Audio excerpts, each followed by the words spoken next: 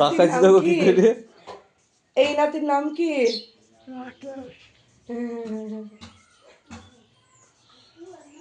তুমি চিনতে পারছো আমাকে? চিনতে পারছো?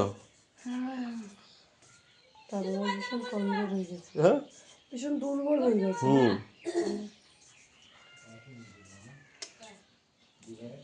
চল আমার কাছে ভালোই জানা যায়, আমার কাছে আছে।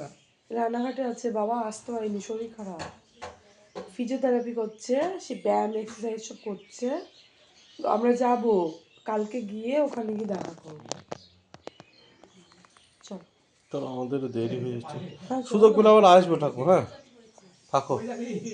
চল, চলো বাবা চলো, চল হ্যাঁ বলো চলো এবার যাবো, একটা পুচকি বেবিকে দেখতে যাবো।